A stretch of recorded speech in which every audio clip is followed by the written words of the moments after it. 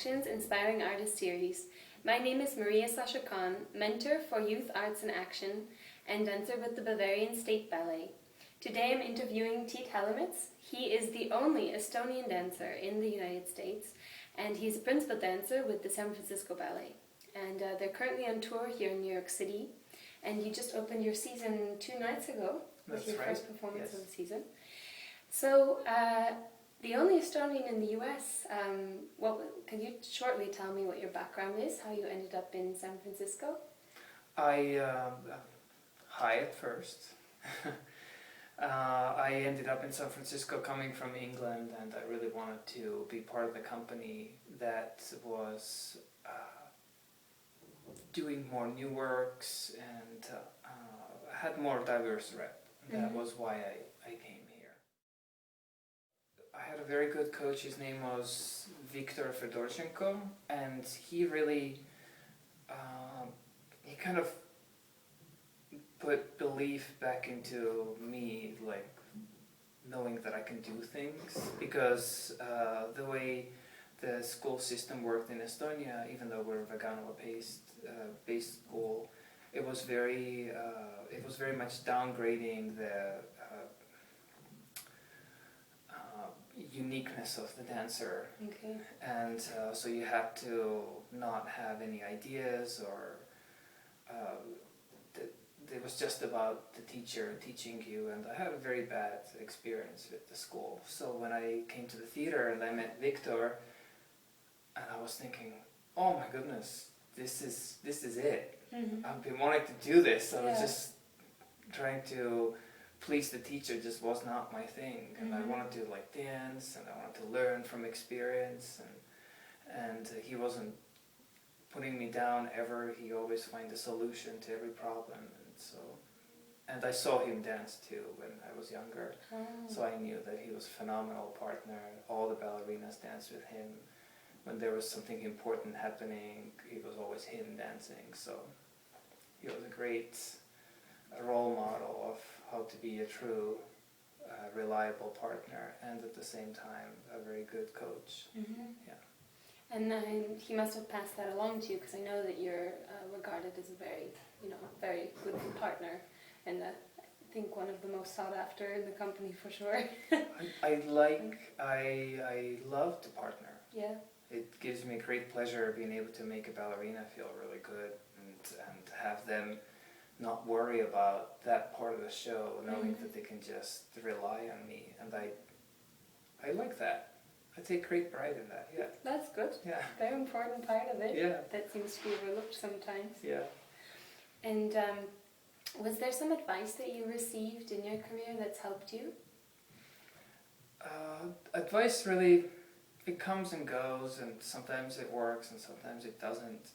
I feel like as long as it's going to allow you to be calm and collected and make you think that you can do something, or make you able to achieve something that has been a struggle, I think it's always good to get advice, that kind of advice. But the best advice was not from a ballet dancer, it was just from a book that I read, and I've been applying it to my career ever since. And the best advice was that just work on the things that you're good at. Make those things better. Just because you're good at them, you can still improve them. Oh, interesting. And that has kind of really stuck with me. And I feel like the sooner the dancer can figure out what they're good at, and really still work on other things, but not try so hard to even out their technique to become all in the same level, but really have those highlights that highlight that particular dancer and those particular strengths that this dancer possesses, and really working them to make them even more extreme. Because it becomes your trump card, it becomes the card that you can always play in whether it's a stressful situation, whether it is a competitive situation. You can play that stress card and they will always get you where you need to be. So that was something that I read in a book, and that has really stuck with me for a long time. Most often people tell you to do the opposite. They say like, okay, you need to work on your weaknesses, you know, when you already have this as your strength, but that's a good idea. Yeah. Maybe I'll try it. Because the weaknesses didn't get you where you are. Mm-hmm. The weaknesses didn't make you want to become a ballet dancer. It's the strengths that made you want to become a ballet dancer. Mm-hmm. And I think it can be applied to everything in life. And figure it out what you're good at, and then work at it.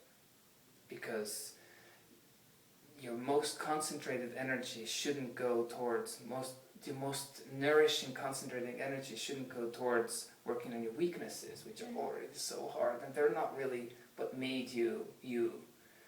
But you should put that really concentrated, good, focused, nurturing energy towards your strength, and then, you know, level it out with your weaknesses. Mm-hmm. Work at them, but don't work at them. Mm-hmm. Yeah. And where do you think, because I know that you have a very wide range of artistic pursuits as far as that you're a dancer, but you've done choreography and you've put on some productions, and you have a very broad perspective of the art world, you know, and the dance world. Where do you think the future of ballet lies, or where do you think that it's going? Or what would you like to see it? Where would you like to see it be? It's a really hard question. Yeah. And it's really hard to just answer it in one way.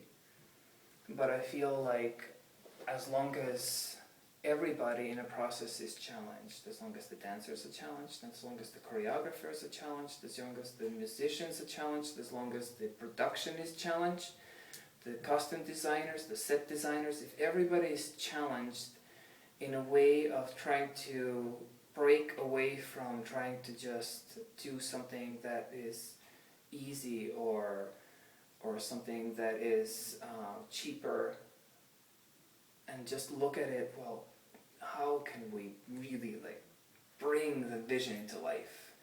And I feel like as long as everybody is challenged in a way that they're knowing that they have something good in their hands and they're about to release it, but release it without the feeling of, oh, we have to cut the budget, or oh, there is no time to rehearse it, but the feeling of, we did it, you know, we didn't have to cut the budget, and we're not going to stop, and we're going to get it produced and made. And so keeping that kind of energy going, I think the ballet will grow like everything else. I would love to see more story ballets. I would love to see more creativity from the choreographers of trying to challenge with the new choreographic medium that we have, but also bring story behind that medium. We have a lot of choreographic language, but there's very little narrative, and everybody is shying away from it. It's like it becomes like it dooms you, or it fails you somehow. And I don't think it's the case. I think with the good collaboration with the dancers, can bring those emotions to the surface, and allowing the choreography to shine and the story to shine and the whole production to shine. I would love to see more story ballets. Yeah. I would as well. Yeah. To finish up, do you have some advice from your experience in your professional field that you could pass along to other aspiring young artists? Yes, I do have some advice. Visualization.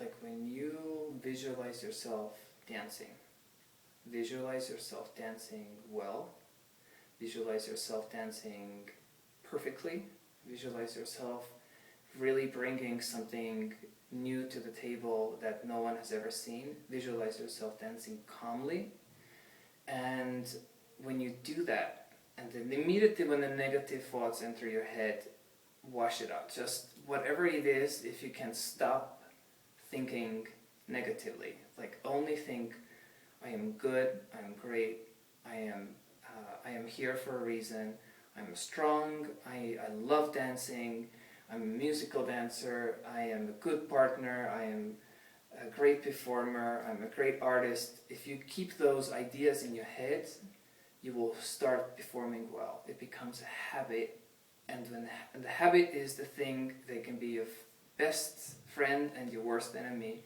So make a habit of trying to think positively and visualize yourself doing everything really well.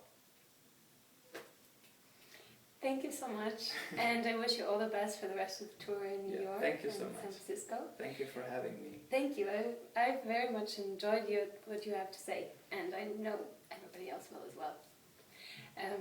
So this has been our Inspiring Artist video. This is Tiit Helimets, and I'm Maria Sascha. Thank you so much.